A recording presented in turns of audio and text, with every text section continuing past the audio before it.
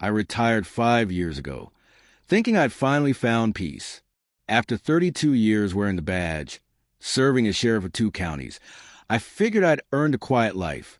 My wife, Linda, and I bought a little place at the edge of Maple Hollow, one of those picture-perfect communities with trimmed hedges, calm lakes, and people who wave too politely to be genuine. The HOA brochure promised peaceful living, community spirit, and respect for tradition. Sounded nice at the time. I didn't realize I was signing a contract with a pack of power-hungry busybodies who thought they ruled the world because they could issue parking fines and write memos about mailbox paint. At first, it was tolerable. I mowed my lawn, kept to myself, and nodded when people talked about community barbecues or garden awards. Linda joined the book club and tried to make friends. But things started changing after I put up a flagpole. Nothing fancy, just a sturdy metal pole and an American flag. I'd raised that same flag outside every home I'd lived in since I joined the force. That flag meant something to me. Men I'd lost, nights I'd spent in patrol cars wondering if I'd make a home, and everything I'd stood for in those years of service. The HOA didn't see it that way. The first letter came 2 days after I installed the flagpole. Dear Mr. Carson, it began, your unapproved structure violates Section 4B of the Community Uniform Appearance Policy. Unapproved structure. I chuckled, thinking it was a misunderstanding. I wrote them a polite note explaining it was just a flagpole, nothing more.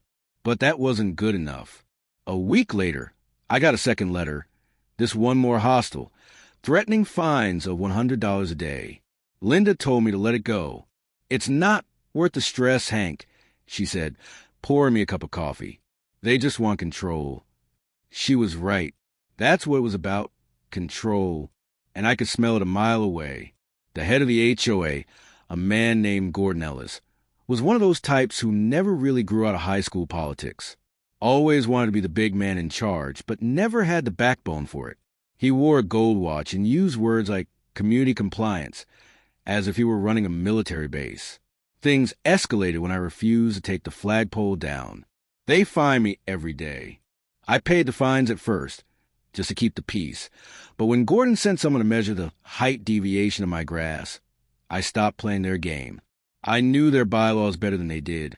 I'd read them cover to cover one evening, read pen in hand, like I was back writing police reports.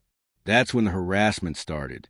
At first, it was small things. Notes on my windshield, complaints about noise disturbances when I used a leaf blower, even a letter claiming my mailbox was improperly aligned.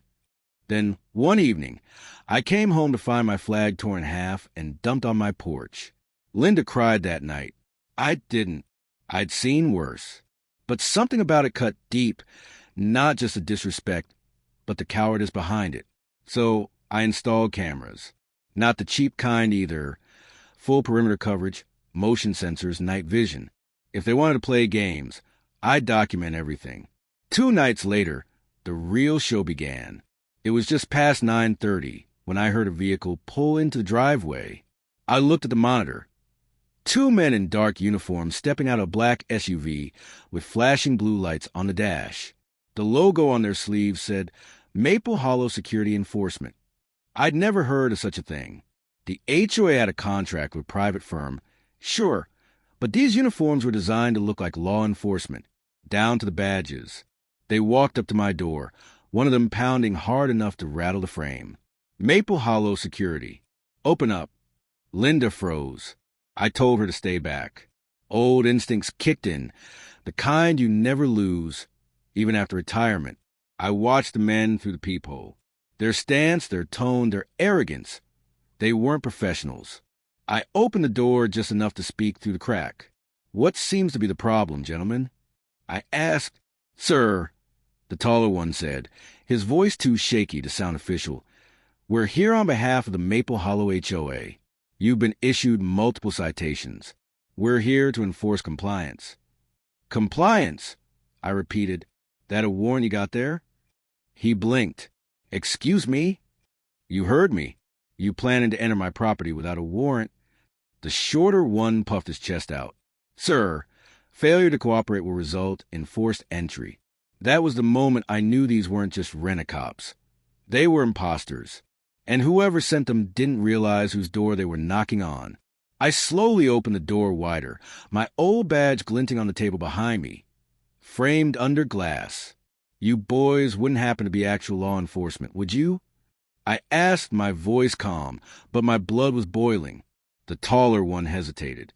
The other said, "We're authorized by the HOA to take necessary measures." "Necessary measures," I said.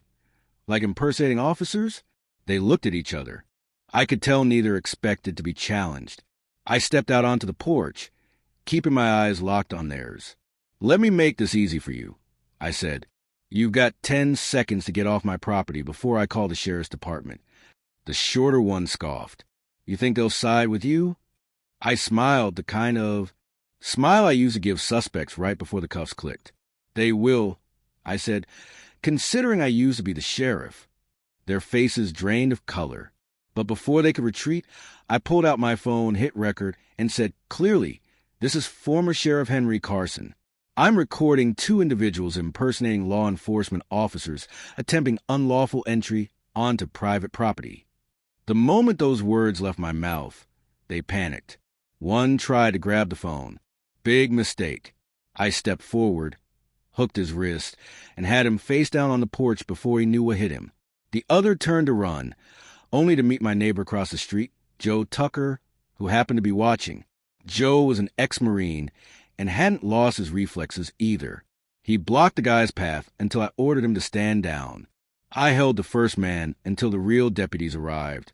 My old colleagues, the same ones I'd trained years ago.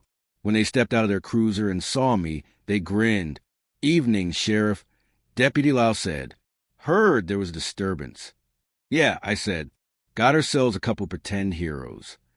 Both men were arrested for impersonating law enforcement and trespassing. Turns out they'd been hired by none other than Gordon Ellis himself. He'd paid them to intimidate me into removing my flagpole, thinking I'd back down. But Gordon underestimated 2 things: my patience and my history. I pressed charges. The DA didn't waste time. The evidence from my cameras sealed their fate. Gordon tried to deny involvement, but one of the imposters folded during questioning, admitting Gordon had paid them $500 each and promised legal cover. The fallout was glorious. Gordon was removed from his position, fined heavily, and banned from any HOA leadership role statewide. The community turned against him fast. People who once whispered behind curtains came to shake my hand. Even the board members who'd gone along with his schemes resigned quietly, pretending they'd had no idea. But what struck me wasn't a victory. It was a realization that so many folks had just gone along with Gordon's nonsense out of fear. Fear of confrontation. Fear of losing their standing. Fear of being the next target. A few days later, one of the older residents, Margaret, came by with a pie. She told me how Gordon had threatened her over her backyard birdhouse, how she felt powerless. She hugged Linda and thanked me for standing up to bullies. That word, bullies, stuck with me, because that's exactly what the HOA had become under Gordon, grown adults hiding behind bylaws to bully their neighbors. Over the next few weeks, I attended the new community meetings. This time, they were different. Open discussions, respectful debates, and even a vote to allow flagpoles under certain conditions. The irony wasn't lost on me. I didn't speak much during those meetings, but when I did, people listened. Maybe it was a badge I used to wear, or maybe it was just the tone of someone who'd seen enough nonsense to know what matters. I told them something I told every young deputy I'd ever trained. Power isn't about control, it's about responsibility. That lesson hung in the air. Months later, the community began to change. People started helping one another again. Neighbors stopped reporting each other for petty things and started talking instead. The lawns were still neat, the rules still there, but the fear was gone. Every morning now I raise my flag. Sometimes the breeze catches it just right, and I watch it wave against the sunrise, proud and free. Linda says she's proud of me for standing up. I tell her I just did what any decent man should do. Defend what's right, calmly but firmly. But deep down it meant more than that. It reminded me why I wore the badge all those years. It wasn't for the power or the recognition. It was for the people who needed someone to stand up when others looked away. Last week, Joe and I sat on the porch drinking iced tea when a couple of kids from the neighborhood rode by on bikes, laughing and waving. Joe grinned. "Guess we made Maple Hollow great again," he said. I laughed softly. "Nah," I said. "We just reminded folks what integrity looks like." He nodded. That night, as the sun dipped below the lake and the crickets started their song, I looked at that flag swaying gently in the wind. My heart felt steady, not with anger, not even with pride, but with peace. I'd fought battles in the streets and seen things I'll never forget. But that night, standing in my quiet yard, I realized the hardest battles aren't fought with guns or handcuffs. They're fought with courage, patience, and the refusal to let bullies win. And that's what life's really about. Not backing down when the world tells you to compromise what's right. Because sometimes justice doesn't wear a uniform anymore. Sometimes it just looks like an old sheriff standing tall on his porch, protecting his flag, his home, and the kind of peace that's worth fighting for.